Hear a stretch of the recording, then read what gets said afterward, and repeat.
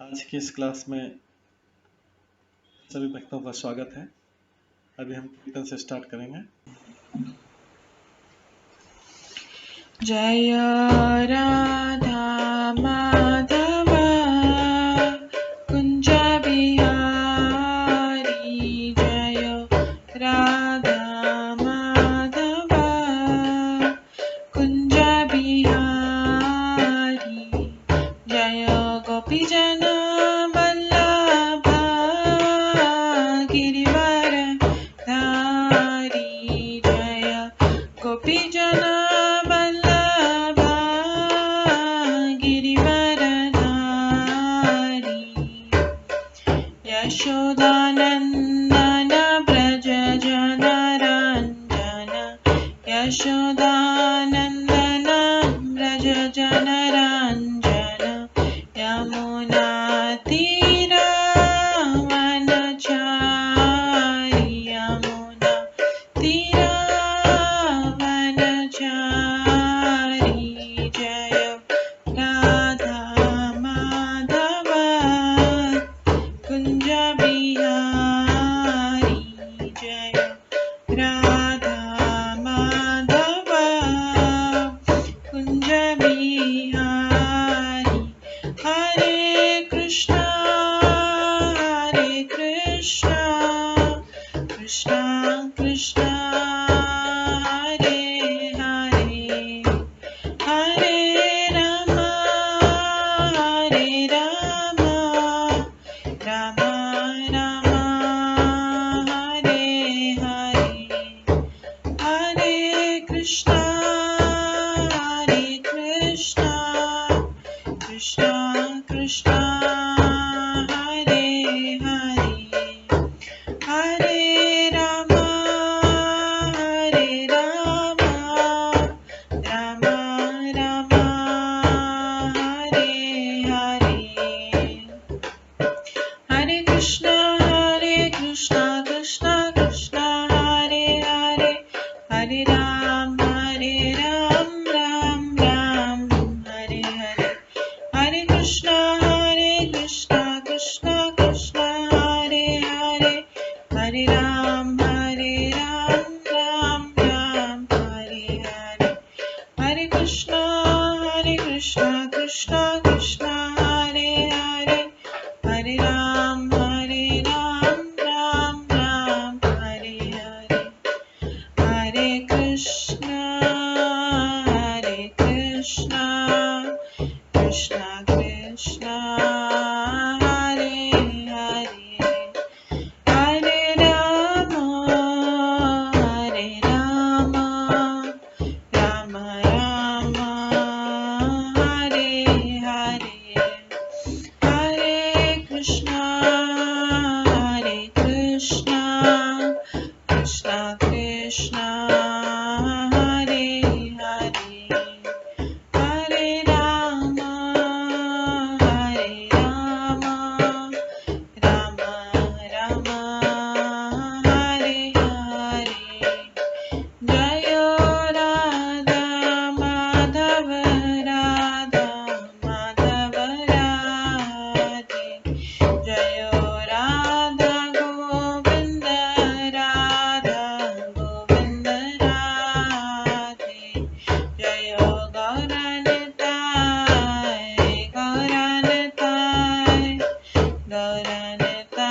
जय गौरनताय, जय जय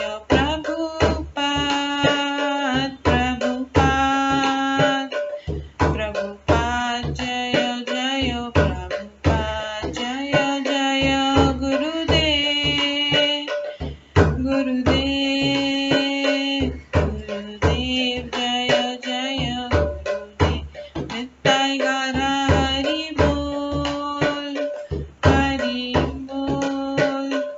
हरि बोल नित्य गौर हरि बोल,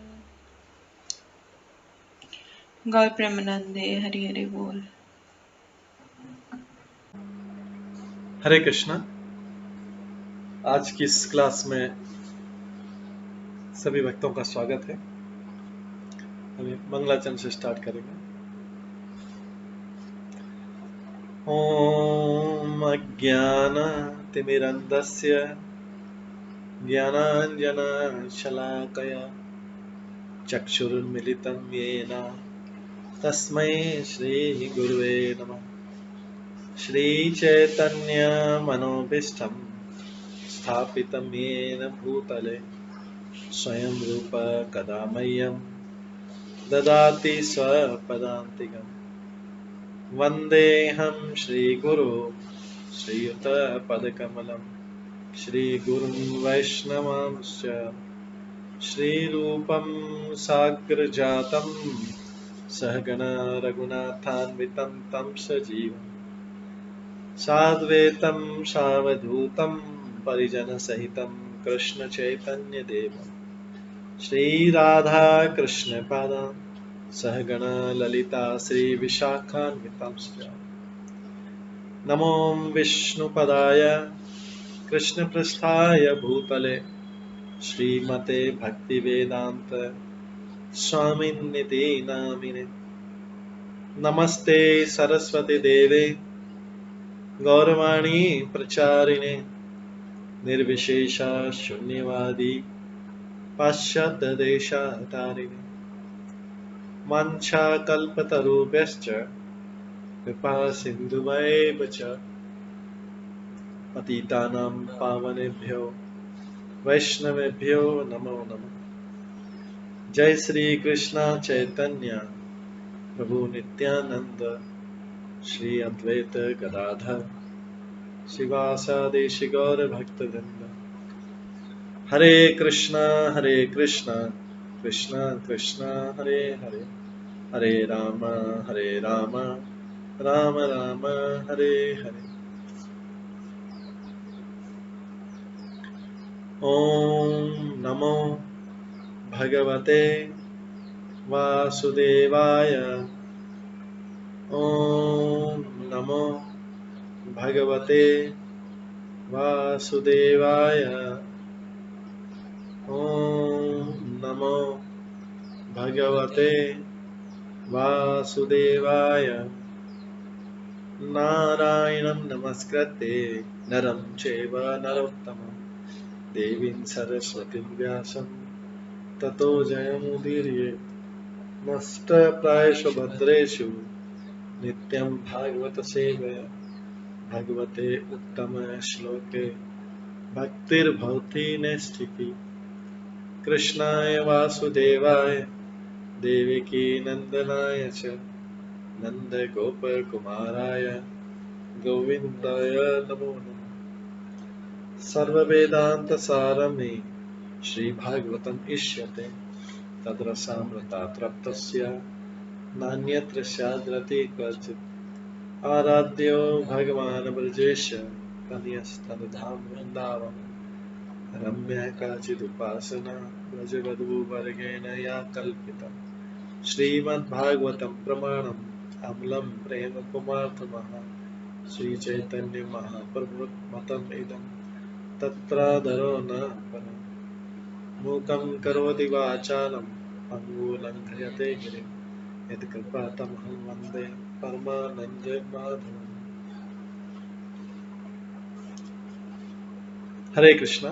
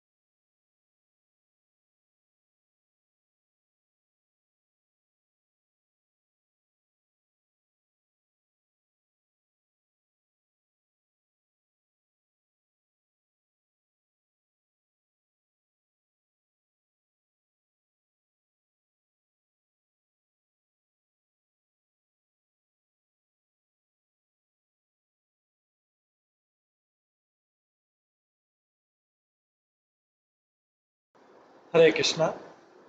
आज की इस क्लास में सभी भक्तों का स्वागत है। कल हम श्रवण कर रहे थे महाराजा परीक्षित को सुखदेव गोस्वामी का अंतिम उपदेश, क्योंकि ये श्रीमद् भागवतम अभी प्राय समाप्त होने वाला है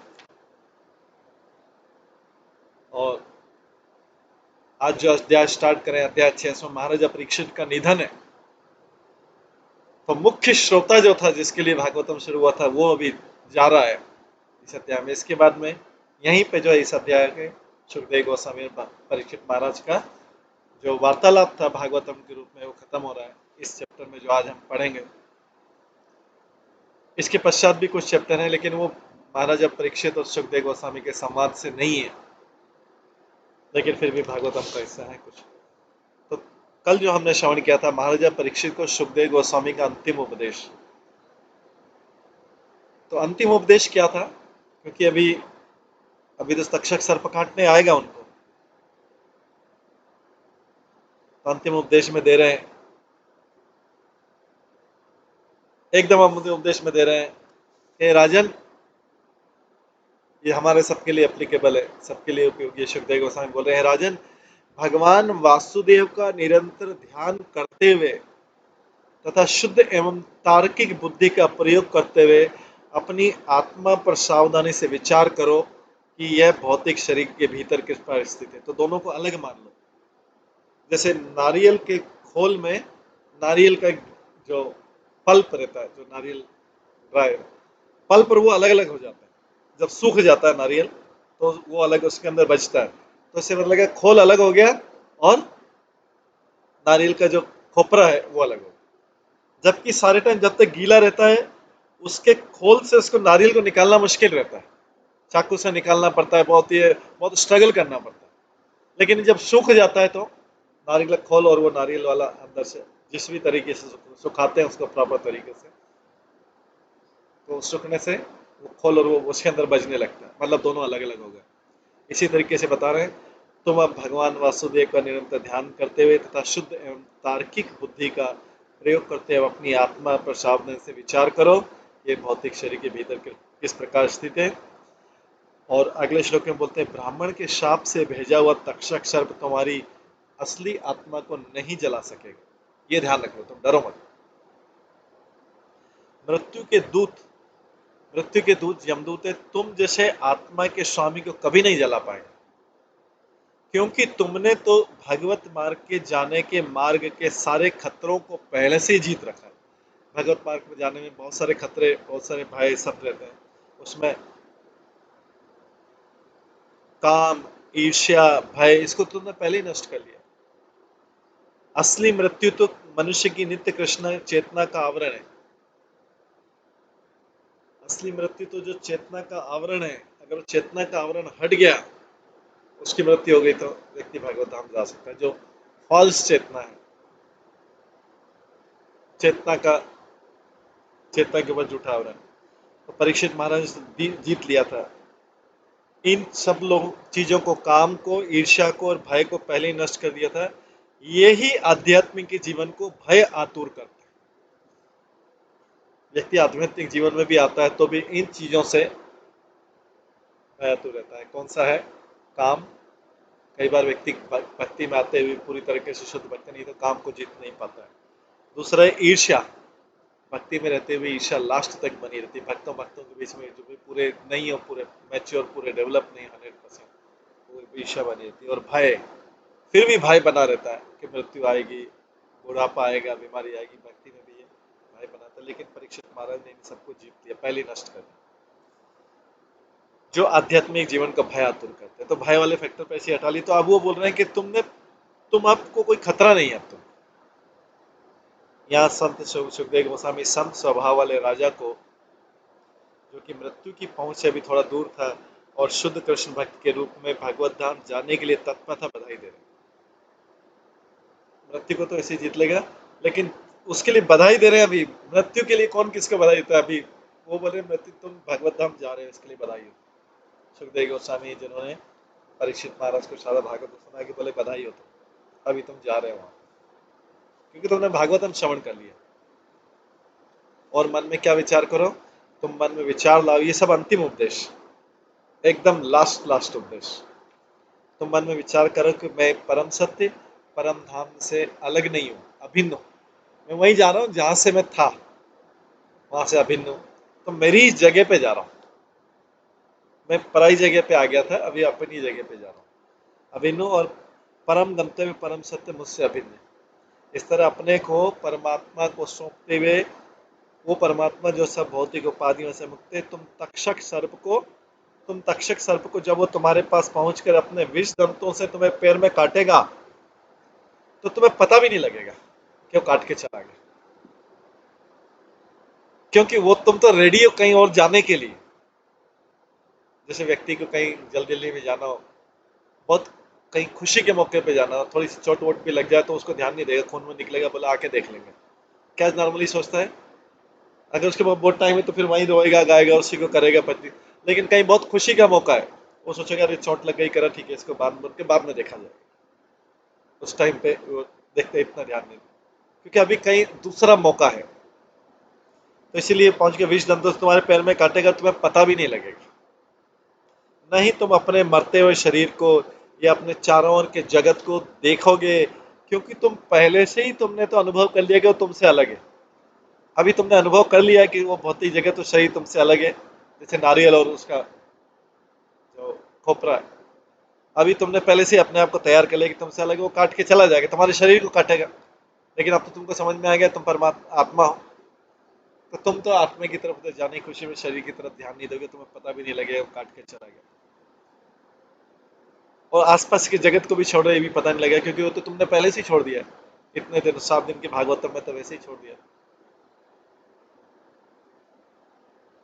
तो तुम्हें किसी भी चीज का दुख अनुभव नहीं होगा जिसको तुम ऑलरेडी छोड़ चुके हो।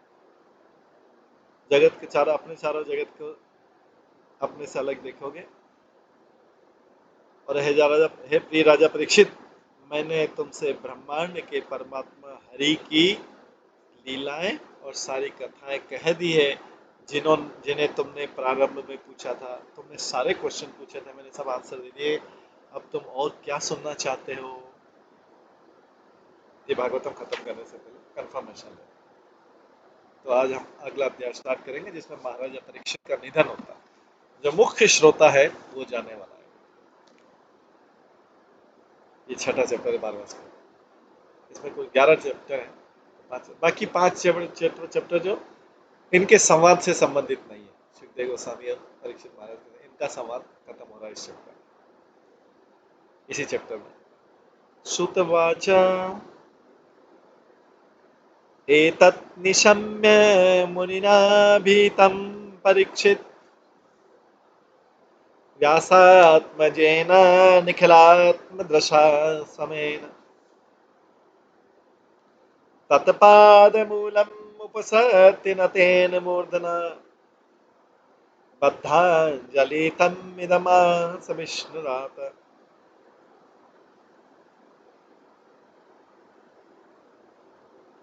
सुखदेव सूत गोस्वामी ने कहा, व्यासदेव के पुत्र सूत गोस्वामी, क्योंकि सूत गोस्वामी अब नैमिषारण्य में सुना रहे हैं इसी भागवतम को, तो वहां बोल रहे हैं सूत गोस्वामी ने कहा, व्यासदेव के पुत्र स्वरूप सिद्ध तथा समदृष्टि वाले सुखदेव गोस्वामी द्वारा जो कुछ कहा गया, उसे सुनकर परीक्षित महाराज नम्रता पूर्वक उनके चरण कमलों के पास गए। तो श्रोता जो है अभी अपने वक्ता को पास जा रहा है, उनका ग्रेटफुलनेस के। तो जो भी कोई क्लास सुनता है, उसको वक्ता जो भी कहीं पे भी जहाँ पे भी है, उसका ग्रेटफुल होना चाहिए, उसके प्रति ओबलाइज होना चाहिए। क्योंकि अगर श्रोता वक्ता के प्रति ओबलाइज नहीं है, उसका ग्रेटफुल नहीं, तो उसको जो ज्ञान दिया गया उसको मिलेगा ही नहीं, लगेगा नहीं, उसको समझ ही नहीं आएगा। सुनने वाले कई होंगे, लेकिन उसमें से उनको समझ में आएगा जिनके ऊपर वक्ता अगर शुद्ध है, यहाँ पे सुखदेव गोस्वामी, वक्ता की कृपा होगी उसको समझ में आएगा। जिसका वक्ता कृपा नहीं, बाकी कई लोग बैठे रहेंगे, आते रहेंगे जाते रहेंगे, आते रहेंगे जाते रहेंगे, सैकड़ों बार सुनेंगे, नहीं समझ में आएगा। क्योंकि ये स्पिरिचुअल, ये मटेरियल नहीं है। मटेरियल चीजें डायरेक्टली सुनने से समझ में आ सकती है कभी, लेकिन आध्यात्मिक चीजें कृपा के बिना नहीं आ सकती।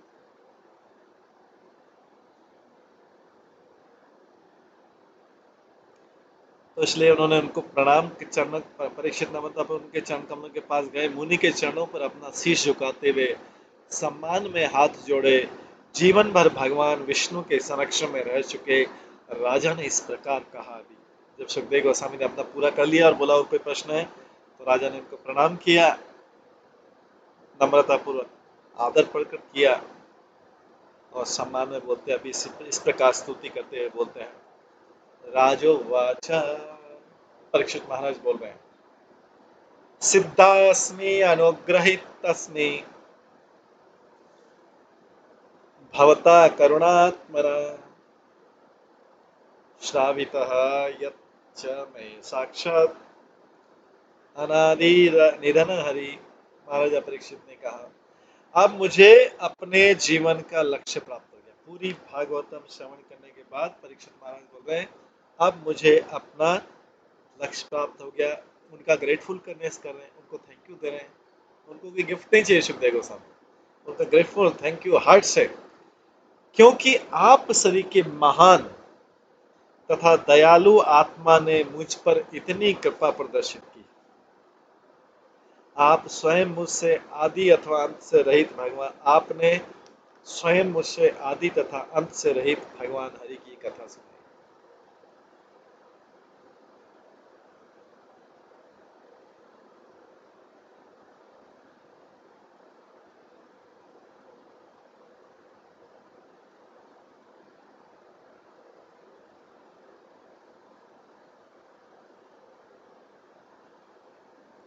आपने स्वयं मुझसे आदि तथा अंत से रहित भगवान हरि की कथा सुनाई। हालांकि इस कथा का कोई अंत नहीं है और कोई आदि भी नहीं है, लेकिन फिर भी आपने आदि अंत से रहित मुझे कथा सुनाई। परीक्षित महाराज ये उनका धन्यवाद कर रहे हैं, बोले आप सभी के महान तथा दयालु आत्मा ने मुझ पर इतनी कृपा प्रदर्शित। नहीं तो अब मरते हुए राजा जिसकी मृत्यु होने वाली, उससे सुखदेव गोस्वामी को क्या लेना देना। सुखदेव गोस्वामी तो वैसे ही मुक्त आत्मा है, न उनको धन की जरूरत, न कोई फैसिलिटी की जरूरत, क्या लेना देना सुखदेव गोस्वामी परीक्षित महाराज। और वैसे तो अभी सब कुछ वैसे ही उन्होंने त्याग दिया और वैसे ही गंगा के किनारे बैठे। अब तो और भी खत्म हो, राजा भी नहीं रहे, और अब तो तीसरा चीज जो जाने वाले। तो इसलिए जो सुखदेव गोस्वामी को किया वो वास्तव में उनके ऊपर कृपा ही थी। जब व्यक्ति स्वार्थ रहित होकर बिना किसी स्वार्थ की किसी कुछ देने का प्रयास करता है, ऊंची चीज देने का प्रयास करता है, इसका मतलब वो दया या कृपा।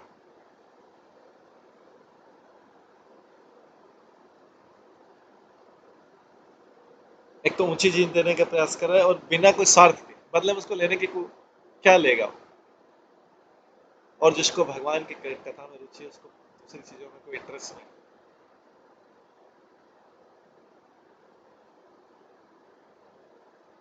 नाति अद्भुतम अहम मन्ये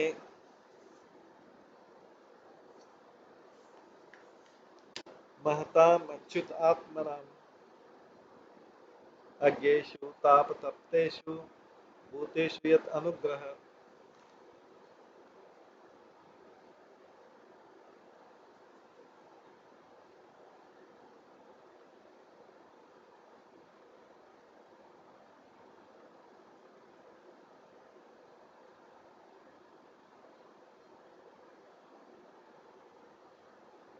मैं इसे तनिक भी आश्चर्यजनक नहीं मानता कि आप जैसे महात्मा, जिनके मन सदैव अच्युत भगवान में लीन रहते हैं, हम जैसे मूर्ख बद्ध जीवों पर दया दिखाते हैं। मैं इसे तनिक भी आश्चर्यचकित नहीं मानता। राजा अपने आप को मूर्ख बोल रहा है सुखदेव गोस्वामी के सामने। मैं इसमें तनिक भी आश्चर्यचकित नहीं मानता कि आप जैसे महात्मा, जिनके मन सदैव अच्युत भगवान में लीन रहते हैं, हम जैसे मूर्ख बद्ध जीवों पर दया दिखाते हैं, जो भौतिक जीवन की समस्याओं से सताए हुए रहते हैं। यहाँ पे राजा परीक्षित भी बोल रहे हैं कि हम लोग, राजा लोग भी भौतिक जीवन से सताए हुए रहते हैं। कोई ऐसा समझे कि राजा को कोई चिंता नहीं रहती क्योंकि बहुत धन है और दुनिया में सारा परेशानी धन के अभाव के कारण है, तो वो सबसे बड़ी मूर्खता है। इनफैक्ट भागवतम तो कहता है, भागवतम में पिछले कई श्लोकों में आता है कि संसार में कलह का एक मूल कारणों में से एक कारण धन है। कलह कलयुग में परीक्षित महाराज ने स्वर्ण को तो एक कारण बताया कलह का, पांचवा कारण। स्वर्ण को तो पांचवा कारण बताया, तो बोले तुम वहां रहना जहाँ पे स्वर्ण हो। तो कोई अगर व्यक्ति के ऐसा मानसिक भ्रांति बना रखी है किसी ने कि धन का अभाव कलह का कारण होता है, तो भागवत में तो बोला है कि निर्धन है, भगवान स्वयं बोलते हैं कि निर्धन लोग मेरे ज्यादा अच्छी तरीके से भक्ति कर सकते, लेकिन निर्धन लोग मूर्ख रहते हैं, सोचते हैं कि नहीं धन मिल जाएगा तो हम भक्ति करें। वो मूर्खों को पता नहीं कि कलयुग में धन जो है वो इस संसार में लिप्त होने का कारण है। सारे रिश्तेदार संबंधी ये वो इतने सारे जिनके पास धन है, कितना लंबा चौड़ा परिवार, इससे मिलना उससे मरीज में जाना, इससे करना उससे करना, बुआ ताता जहाँ जाओ उनके बच्चे ये सारा के सारा पूरा, कितना ज्यादा कॉम्प्लिकेशन है। क्यों? उन सब रिलेशनशिप को मेंटेन करने के लिए धन है पर्याप्त। जिसके पास धन नहीं हो मिनिमम रिलेटिव्स रखता है, इस तरीके से अपने आप को फ्री रखता है, मिनिमम रिलेटिव्स, और अपने आप को फ्री रखता है भगवान की सेवा। तो कौन बोलता है कि धन का अभाव बुरा है? भगवान तो निर्धन लोगों की प्रशंसा करते हैं। और भगवान भगवत गीता में बोलते हैं भोगेश्वरीय प्रसक्ता नाम तया पत चेतसा व्यावसायिक आत्म बुद्धि समाधो न विधीयते। जो व्यक्ति भोग और ऐश्वर्य के कारण, भोग और ऐश्वर्य कहां से आते हैं? धन से आते हैं। भोगेश्वर प्रसक्ता नाम, उसमें आसक्त रहता है, भोग और ऐश्वर्य की सुविधाओं को भोगने में, उसका वो मेरी भक्ति में दृढ़ता नहीं पा पाता है, उसकी मेरी भक्ति में दृढ़ता नहीं होती है। तो जो भगवान बोल रहे सत्य है, जो हमारा अनुभव सत्य, दोनों में से कौन सा सत्य? तो कौन सी चीज सत्य? शास्त्र बोल रहे हैं और भगवान बोल रहे हैं वो सत्य, या हमारा अनुभव सत्य, छोटा मोटा हमारा अनुभव सत्य, कुछ इंसिडेंट, कुछ घटनाओं को लेकर हमारा संसार में जो भी अनुभव है वो तुच्छ से भी तुच्छ से भी तुच्छ से भी तुच्छ से भी इसकी गिनती नहीं उतना है। क्योंकि संसार में करोड़ों करोड़ों जीव हैं, 800 करोड़ तो अभी पृथ्वी पे मनुष्य अभी, और कितने प्लांट्स होंगे, कितने एनिमल्स होंगे, कितने इंसेक्ट्स होंगे, कितने रेप्टाइल्स होंगे, कोई गिन सकता है कि नहीं गिन सकता? उनका अनुभव तो हमारे पास है नहीं। हमको तो अपना एक छोटा सा हमारे जीवन में कुछ 2 4 5 6 8 10 15 20 25 100 उनका अनुभव, उसके अनुभव पे हम बोलते हैं कि जिसको धन का अभाव होता है उसकी भक्ति अच्छी नहीं हो सकती। भागवत गीता बोलता है जो भोग और ऐश्वर्य में दबा हुआ है उसकी भक्ति में तीव्रता नहीं हो सकती। किसको सत्य माना जाए? हमारे अनुभव को एक या भगवान के अनुभव? भगवान का वाक्य बड़ा है या हमारा अनुभव है? कई व्यक्ति कई बार क्लास में भी डिस्कशन चलता है, बोलते हैं ये तो सब हो गया, कभी डिस्कशन चलता है कोई पॉइंट क्लियरिटी में थोड़ा डिले लगता है। पर वो मेरा तो ओपिनियन है, पर वो मेरा तो अनुभव है कि करें मूर्खानंद। यहाँ पे तो तुम्हारे अनुभव को तो यहाँ पे तो यहाँ अनुभव की बात ही नहीं हो रही। यहाँ पे हम भागवत गीता या भागवतम का श्रवण करने और अध्ययन कर रहे हैं। अपने अनुभव को मूर्ख लोग आध्यात्मिक जीवन में अप्लाई करते हैं, वो चाहे तो अपने मेटेरियल जीवन में अप्लाई करें उसको। आध्यात्मिक जीवन में मूर्खता के भौतिक अनुभव नहीं चलते हैं, क्योंकि हमारा अनुभव तो एक या दो घटनाओं से बन जाता है, उससे क्या सारा संसार चलता है? क्या भगवान उस बात को मान लेंगे? सारा जगत उस बात को मान लेगा?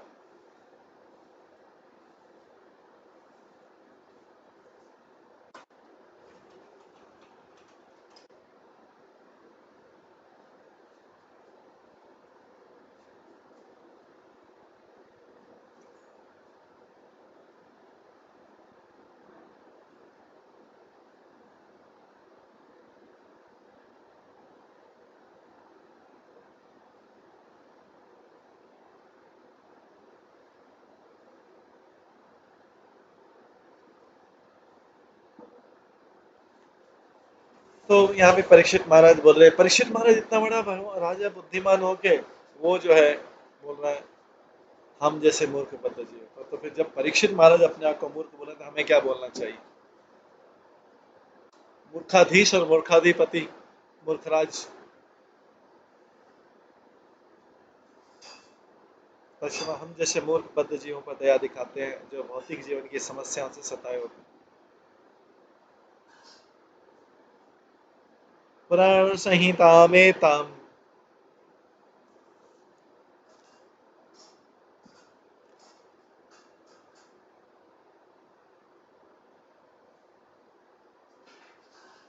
पुराण संहिता में ताम अश्रोषम भवत वयम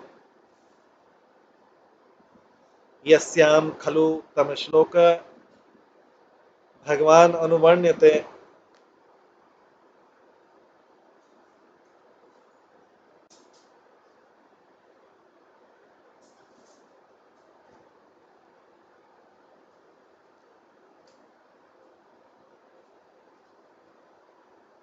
पुराण संहिताम एताम अश्रोषम भवत वयम यस्याम खलु उत्तम श्लोके भगवान अनुवर्ण्यते। मैंने आपसे श्रीमद् भागवतम का श्रवण किया है। परीक्षित महाराज बोल रहे हैं जो सारे पुराणों का पूर्ण सार है और यह जो भगवान उत्तम श्लोक का ठीक से वर्णन करता है श्रीमद् भागवत।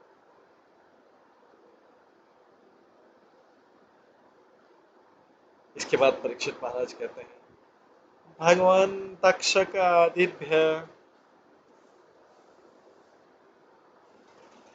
मृत्युभय न विमेमियम् प्रविष्ट ब्रह्म निर्माणम अभ्यम दर्शितम त्वया। परीक्षित महाराज बोलते हैं हे प्रभु, सुखदेव गोस्वामी को बोलते हैं अब मुझे तक्षक या किसी अन्य जीव का या बारंबार मृत्यु का भय नहीं रहा एक भागवत सुनने के बाद, क्योंकि मैंने अपने को उस विशुद्ध आध्यात्मिक परम सत्य में लीन कर दिया है।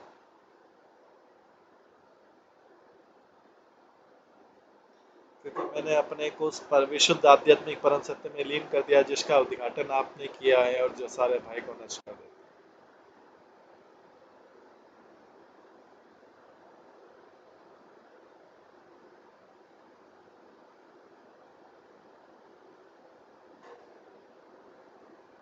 अनुजानी ही माम ब्रह्मन वाचम यच्छामि अदोक्षजे मुक्त काम आशयम चेत प्रवेश्य विसृजामि असुम। हे ब्राह्मण, मुझे अनुमति दें कि मैं अपनी वाणी तथा अन्य इंद्रियों के कार्यों को बंद करके भगवान अदोक्षजों को।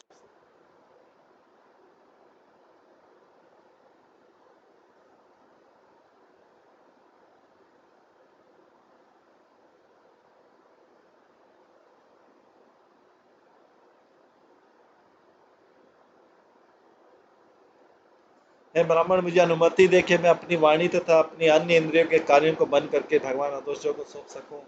कृपया मुझे अनुमति दें कि मैं अपने मन को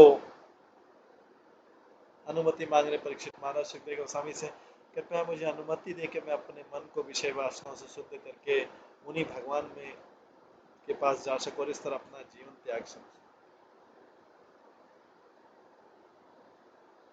तात्पर्य सुखदेव गोस्वामी ने राजा परीक्षित से पूछा तुम और क्या सुनना चाहते हो। इस पर राजा ने उत्तर दिया वे श्रीमद् भागवतम के संदेश को पूरी तरह समझ चुके हैं और बिना किसी हिचक के भगवत धाम जाने के लिए तैयार। अज्ञानम च निरस्तम में ज्ञान विज्ञान निष्ठया भवता दर्शितम क्षेमम परम भगवतः पदम। आपने मुझे भगवान के परम मंगल के मैं साक्षात साकार रूप का साक्षात्कार कराया। अब मैं ज्ञान तथा आत्म साक्षात्कार में स्थित हूँ और मेरा अज्ञान मिट चुका है।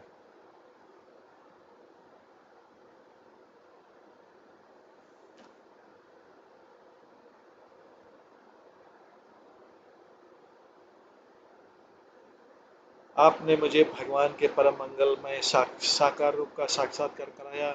अब मैं ज्ञान तथा आत्म साक्षात्कार में स्थित और मेरा अज्ञान मिट चुका है।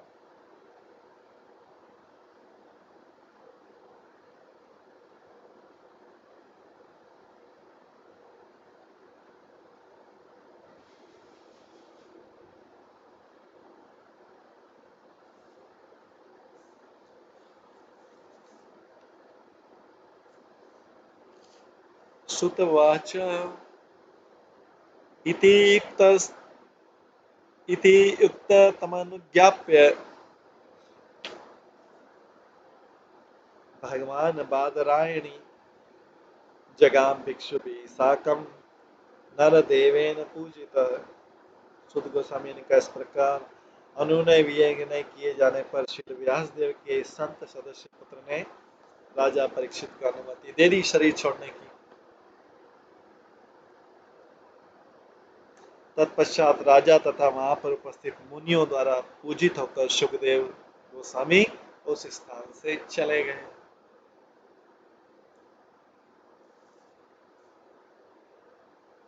अभी दोनों का वार्तालाप खत्म हुआ। श्रीमद् भागवतम जो थे सुखदेव परीक्षित का संवाद खत्म। अब परीक्षित महाराज अकेले बचे। परीक्षित महाराज मृत्यु की तैयारी कर। परीक्षित महाराज बोले, परीक्षित अपि राजऋषि आत्मनि आत्मानम् आत्मना समाधाय परम दध्यो अस्पंद असु यथा तरु प्राककूले वर्ष्यासिन गंगाकूले उदकमुख ब्रह्मभूत महायोगी निसंग छिन्न संशय।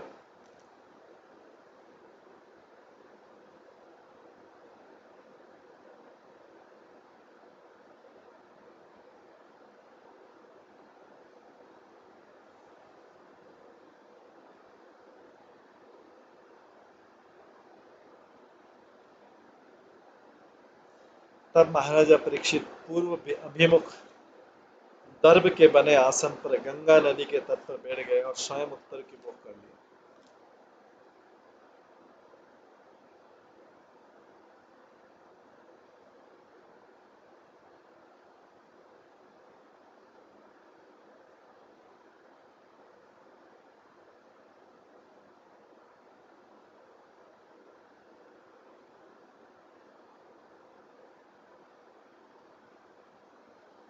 योग सिद्धि प्राप्त करने के बाद उन्हें पूर्ण आत्म साक्षात की अनुभूति हुई और वे समस्त भौतिक आसक्ति तथा संशय से मुक्त थे।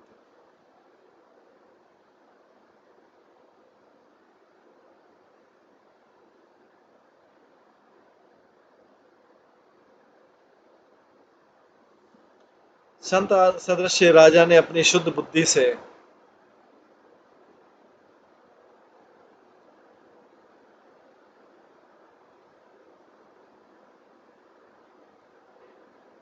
अपने मन को अपने आत्मा के भीतर स्थिर कर लिया और परम पूर्ण सत्य का ध्यान करने लगे। उनकी प्राण वायु ने गति करनी बंद कर दी और वृक्ष के ऊपर स्थिर हो गए।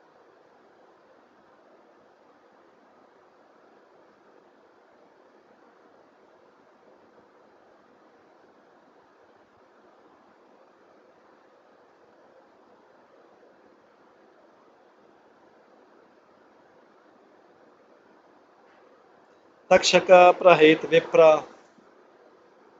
क्रुद्धेन द्विजसूनो न अंतो कामा नृप गच्छन् ददर्श पति कश्यपम्। हे विद्वान ब्राह्मणों,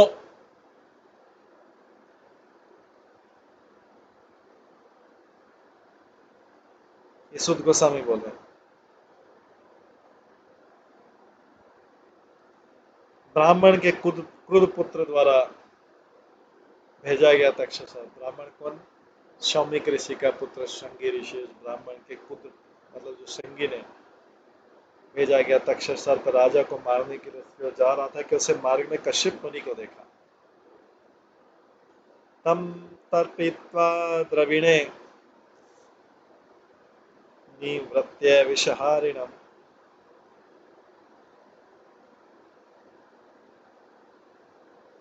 द्विज रूप प्रतिच्छन्न काम रूप दृष्टम नृपम। तक्षक ने कश्यप मुनि को, जो कि विष उतारने में दक्ष थे, बहुमूल्य भेंटें देकर महाराजा परीक्षित की रक्षा करने से रोक दिया। तब इच्छानुसार रूप धारण करने वाला तक्षक, जो कि ब्राह्मण के वेश में था, राजा के निकट गया और उसे काट लिया। राजा परीक्षित महाराज की जय। उस परीक्षित महाराज को काट लिया तक्षक मुनि। तात्पर्य कश्यप मुनि तक्षक के विष को उतार सकते थे, क्योंकि उन्होंने तक्षक के जहरीले दांतों द्वारा काटे तथा जल कर क्षार हुए ताड़ वृक्ष को भी जीवित कर अपनी शक्ति को प्रदर्शित किया। भाग्य के विधान के अनुसार कश्यप मुनि तक्षा द्वारा भागा गए और वही हुआ था जो होना था।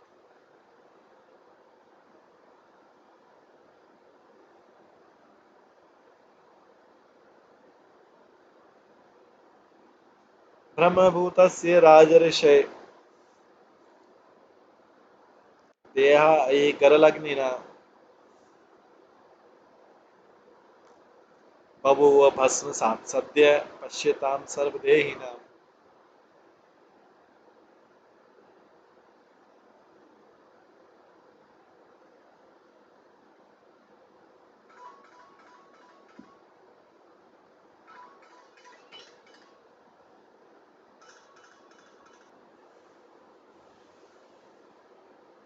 ब्रह्मभूतस्य राजर्षे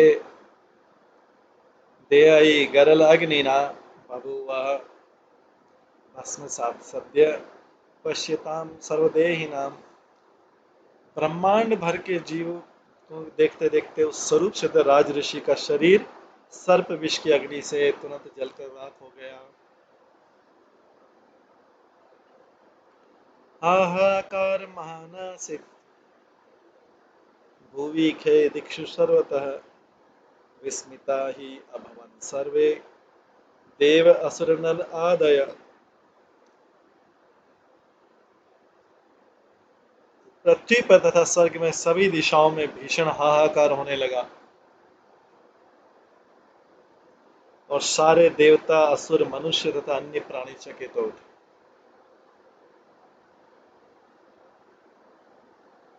देवदुंद भयाने दो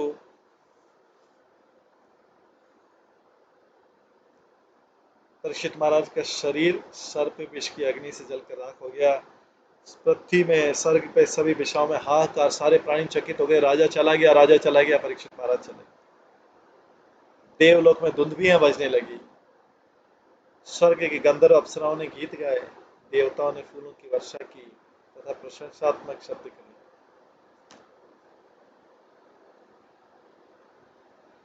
तात्पर्य यद्यपि सारे विद्वान पुरुष जिसमें देवता सम्मिलित थे पहले शोक मना रहे थे, किंतु शीघ्र ही उन्हें अनुभव हुआ कि एक महान आत्मा भगवत धाम वापस चला गया, तो वे वास्तव में उल्लास के कारण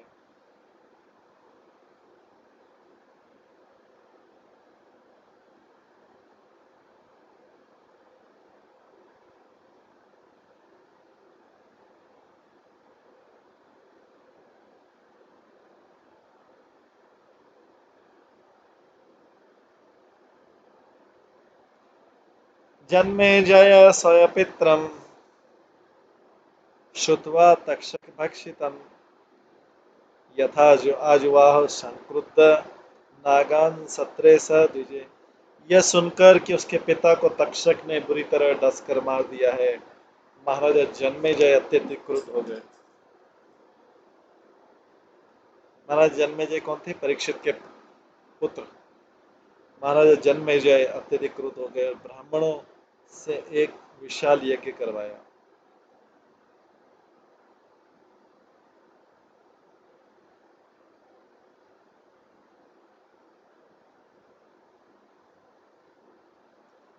जिसमें उन्होंने संसार के सारे सर्पों को यज्ञ अग्नि में भेंट कर दिया। ऐसा यज्ञ करवाया कि सब सर्प उस मंत्र के प्रभाव से भाग भाग के आगे अग्नि में जल गए थे। सर्प सत्रे समितग्नो दह्यमानान् महाउदगान् दृष्ट्वा इंद्र मया सविघ्न तक्षक शरणं ययो।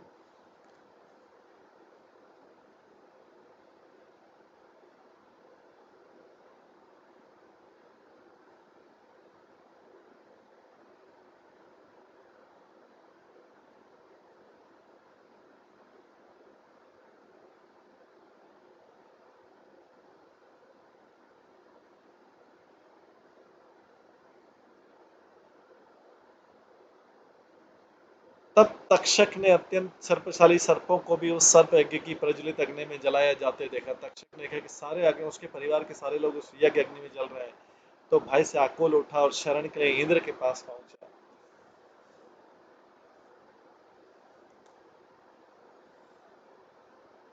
अपश्यन्य तक्षकं तत्र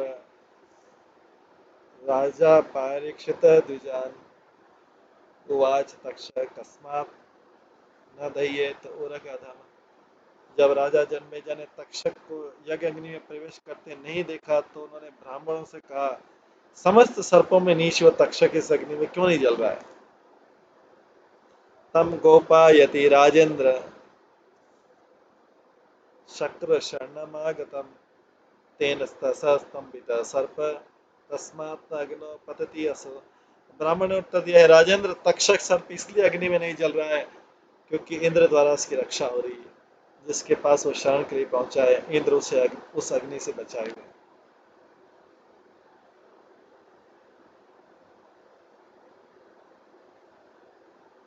पारीक्षिता इति श्रुत्वा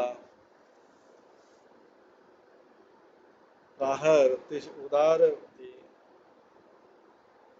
सैन्द्र तक्षक विप्रा नागनो किमिति पात्यते।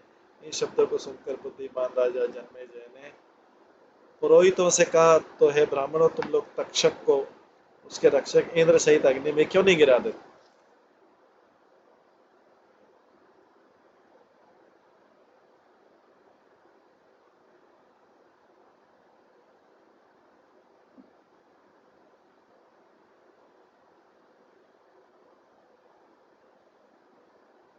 इन शब्दों को सुनकर बुद्धिमान राजा जन्मेजय ने पुरोहित से कहा कि तो हे ब्राह्मण, तुम लोग तक्षक को उसके रक्षक इंद्र सहित अग्नि में क्यों नहीं गिरा देते। तत्श्रुत्वा युवो विप्रा सैन्द्रिं तक्षकं मखे तक्षक आशु पतस्व यस इंद्र मरुणवत।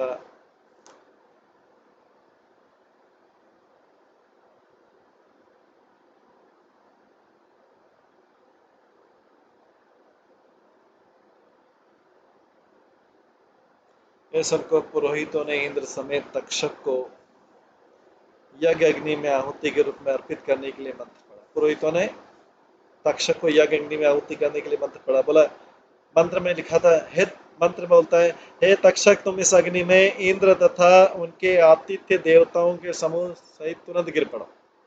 ऐसा उस मंत्र में बोला गया, आह्वान किया गया। तक्षक भी आ जाए और जो उसकी रक्षा इंद्र कर रहा वो भी आ जाए, क्योंकि परीक्षित महाराज के पुत्र जन्मेजय का वास्तव में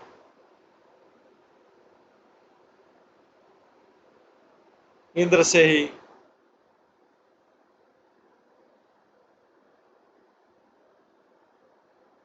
जन्मेजय का तक्षक से झगड़ा था, क्योंकि तक्षक ने उनके पिता को काटा, और क्योंकि तक्षक इंद्र की शरण में था इसलिए जन्मेजय को उन दोनों को बुलाना था। इति ब्रह्म उदिताक्षेपे स्थानात् इंद्र प्रचालितः बभूव सम्भ्रांतमति स विमान स तक्षक। जब ब्राह्मणों के ने अपमानजनक शब्दों के कारण इंद्र अपने विमान तथा तक्षक समेत अपने स्थान से सहता च्युत होने लगा तो अत्यंत घबरा गया इंद्र। तम पतन्तं विमानेन सह तक्षकम् अम्बरात् विलोक्य अंगिरस प्राह राजानां तम बृहस्पति।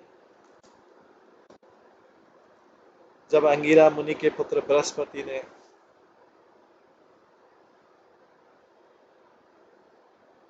इंद्र को तक्षक समेत आकाश उसके विमान से गिरते हुए देखा तो राजा जन्मेजय के पास पहुंचा और उनसे इस प्रकार कहा।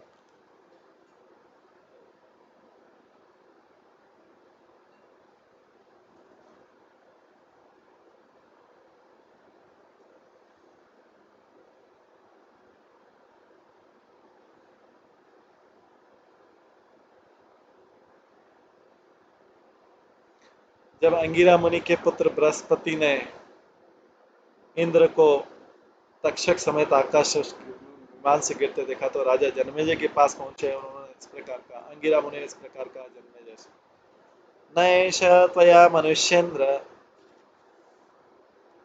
वधम आहति सर्पराट अनेन पीतम अमृतम वे अजर अमर। हे पुरुषों में राजा, यह उचित नहीं कि सर्पराज आपके हाथों से मौत को प्राप्त हो। क्योंकि इसने अमर देवता का अमृत पी रखा है, फलस्वरूप इसे बुढ़ापा तथा मृत्यु के सामान्य लक्षण नहीं सताते। जो सामान्य मृत्यु आती है वो लक्षण इसको नहीं सताते। जीवितम मरणम जंतो गति स्वेन एव कर्मणा राजन तथा अन्यनास्ति प्रदाता सुख दुख। देहधारी आत्मा का जीवन तथा मरण और अगले जीवन में उसका गंतव्य, ये सभी उसके द्वारा, उसके अपने ही कर्मों द्वारा उत्पन्न होते हैं।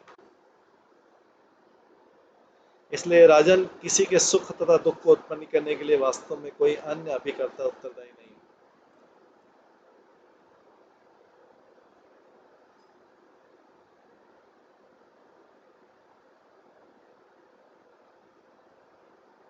देहधारी आत्मा का जीवन तथा मरण और अगले जीवन में उसका गंतव्य सभी अपने ही कर्म द्वारा उत्पन्न है हर व्यक्ति का। इसलिए राजन, किसी के सुख तथा दुख को उत्पन्न करने के लिए वास्तव में कोई अन्य अभिकर्ता उत्तरदायी नहीं है। तक्षक भी उत्तरदायी नहीं है। तुम तो तक्षक को जलाने की बात करें, तक्षक उत्तरदायी नहीं है। तक्षक तो अपने कर्म फलों के अधीन वो काट रहा है आपको, आपके पिताजी को काटा। तात्पर्य, यद्यपि राजा परीक्षित तक्षक के काटने से मरे, किंतु उन्हें भगवत धाम लाने वाले स्वयं भगवान कृष्ण थे। बृहस्पति चाह रहे थे कि तरुण राजा जन्मेजय इन बातों का आध्यात्मिक दृष्टि से देखे। ये अंगिरा मुनि के बृहस्पति ने इंद्र को जब देखा नीचे गिरते, तो इंद्र जो बृहस्पति आके समझा रहे हैं, ये अंगिरा मुनि के पुत्र हैं बृहस्पति। सर्प चौर अग्नि विदुभ्य शुतुट व्याधि आदि भी नृप पंचत्वम रक्षते जंतु भुंगते आरब्ध कर्म तथा। जब बद्धजीव सर्पों, चोरों, अग्नि, बिजली, भूख, रोग या अन्य किसी कारण से मारा जाता है, जब बद्धजीव सर्पों, चोरों, अग्नि, बिजली, भूख, रोग या अन्य किसी कारण से मारा जाता है, तो अपने ही विगत कर्म के फल का अनुभव करता है। तो लेकिन यहाँ पे विश्वनाथ चक्र ठाकुर के अनुसार राजा परीक्षित अपने विगत कर्म का फल नहीं भोग रहे थे। महान भक्त होने के कारण वे स्वयं भगवान द्वारा भगवत धाम ले जाए गए, भगवान किससे गए भगवत। तस्मात् सत्रम इदम राजन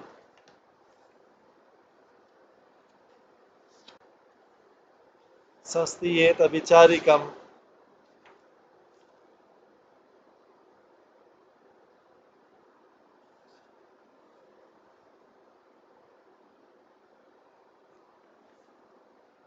सर्पानागस दग्धा जने दृष्टि भी भुज्यते। इसलिए राजन, इस यज्ञ को जो अन्यों की हानि पहुंचाने की मंशा से शुरू किया गया, बंद करा दे।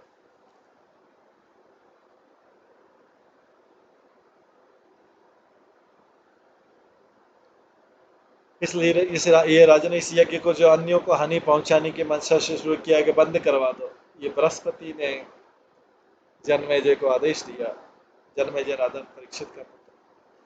पहले ही अनेक निर्दोष सर्प जलाकर मार दिए गए हैं। दरअसल सारे व्यक्ति को अपने विगत कर्मों के अदृष्ट परिणाम को भोगना पड़ता है। यहाँ पर बृहस्पति स्वीकार करते कि यद्यपि सर्प निर्दोष प्रतीत हो रहे हैं, किंतु भगवान की व्यवस्था के द्वारा वे अपने पूर्व दूषित कर्मों के लिए दंडित भी हो रहे हैं।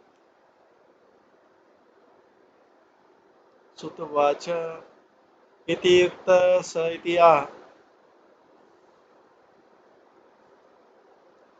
इति युक्त स तथा इति आह महर्षे मानयन्वच सर्पशत्रात् उपरतः पूज्यामास वाक्पतिम्। सुत गोस्वामी का इस तरह सलाह दिए जाने पर महाराज जन्मेजय ने उत्तर दिया, तथास्तु। महर्षि के वचनों का आदर करते हुए उन्होंने सर्प यज्ञ बंद कर दिया और फिर अत्यंत वाक्पटु मुनि बृहस्पति की पूजा की।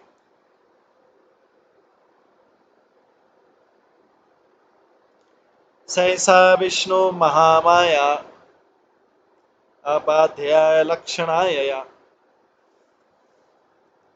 मुह्यन्ति यस्यैव आत्मभूता भूतेषु गुणवृत्ति भी। निसंदेह भगवान विष्णु की माया शक्ति जो अबाध्य है और जिसे देख पाना कठिन, यद्यपि व्यष्टि आत्माएं भगवान की भिन्नांश हैं, किंतु इस माया शक्ति के प्रभाव से वे विविध भौतिक शरीर के साथ साथ अपनी पहचान से भी मोहित।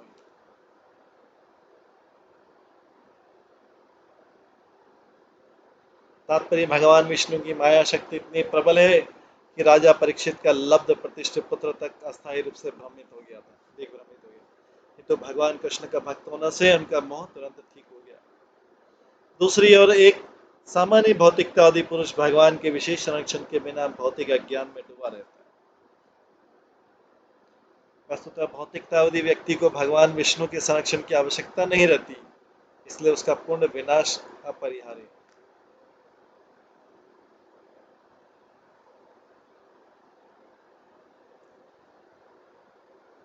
न यत्र दम्भित्यभया विराजिता मायात्मवादे असकृत्तात्मविधिः न यद्विवादो विवित्सदाश्रयो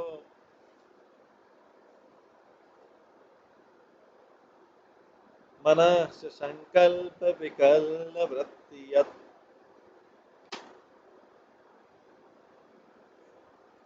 न यत्र सृज्यं सृजता उभयो न यत्र सज्जं सृजतो भयो परम्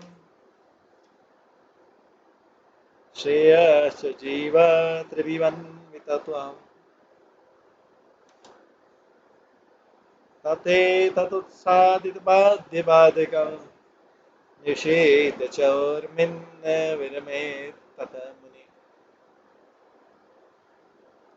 किंतु एक सर्वोच्च सत्य होता है जिसमें माया यह सोचते हुए कि मैं इस व्यक्ति को वश में कर सकती है क्योंकि ये कपटी है,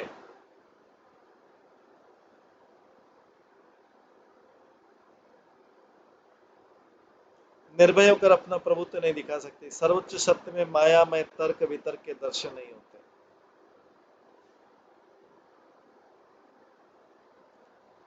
तो उसमें आध्यात्म विद्या के असली जिज्ञासु निरंतर प्रामाणिक आध्यात्मिक शोध में लगे रहते हैं। उस सर्वोच्च सत्य में भौतिक मन की अभिव्यक्ति नहीं होती, जो कभी निर्णय तो कभी संशय के रूप में कार्य करता है। सृजित वस्तु में उनके सूक्ष्म कारण और उपयोग से प्राप्त आनंद के लक्ष्य वहां विद्यमान नहीं रहते। यही नहीं, उस सर्वोच्च सत्य में मिथ्या अहंकार तथा 3 गुणों से आच्छादित कोई बद्ध आत्मा नहीं होती। सर्वोच्च सत्य यह सत्य प्रत्येक सीमित अथवा असीमित वस्तुओं को अपने से अलग करता है। इसलिए जो बुद्धिमान है उसे चाहिए कि भौतिक जीवन की तरंगों को रोककर सर्वोच्च सत्य के भीतर आनंद ले। भौतिक जीवन की जो तरंग आ रही है उसको रोक ले और सर्वोच्च सत्य के भीतर आनंद ले। तात्पर्य भगवान की माया शक्ति उन लोगों पर मुक्त बद्ध होकर अपना प्रभाव दिखाती है। भगवान की माया शक्ति उन लोगों पर मुक्त होकर अपना प्रभाव दिखाते हैं जो दिखावटी, कपटी तथा ईश्वर के नियमों का उल्लंघन करने वाले होते हैं।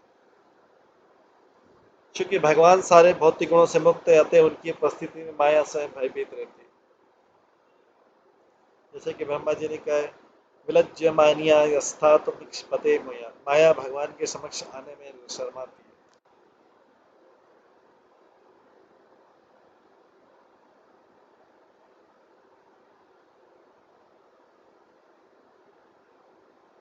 श्रीमद् भागवत में कहा गया, यच्छक्तयो वदताम् आदिनामे विवाद संवाद भुवो भवन्ति कुर्वन्ति चैषामुरात्ममोहम् तस्मै नमो अनंत गुणाय भूमने।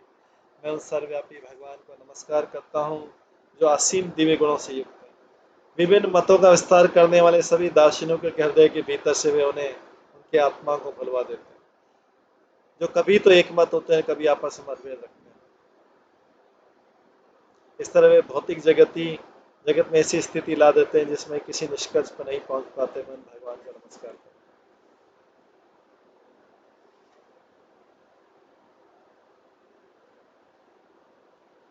आगे बोला गया, परम पदम वैष्णवम माम परम पदम वैष्णवामनन्ति ततीयत नैति नैति इति अतच्च इति शिक्षा विसृज्य द्वारात्म्यम मनन्येषो हृदापगयावसितं समाहिते। जो लोग उन सारी वस्तुओं को बाह्य नकारात्मक विवेक के द्वारा त्याग देना चाहते हैं जो वास्तव में सत्य नहीं है, वे भगवान विष्णु के परम पद की ओर नियमित रूप से आगे बढ़ते हैं वे क्षुद्र भौतिकता को त्याग कर अपने हृदय के भीतर परम सत्य को ही अपना प्रेम प्रदान करते हैं और स्थिर ध्यान में उस सर्वोच्च सत्य का आलिंगन करते हैं।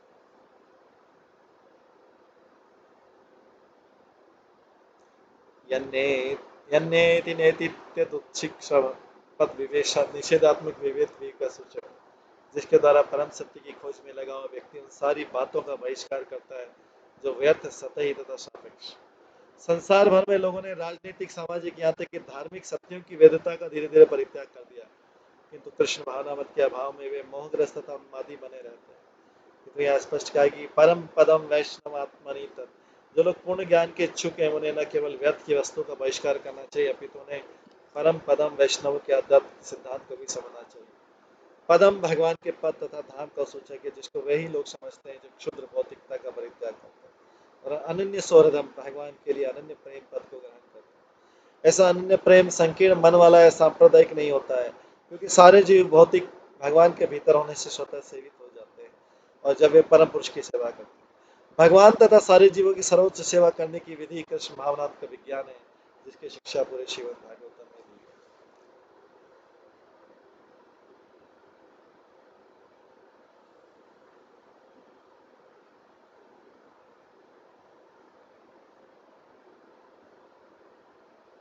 इस प्रकार से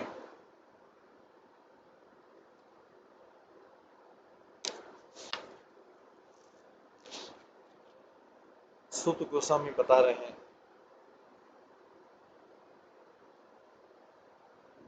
वर्णन कर रहे हैं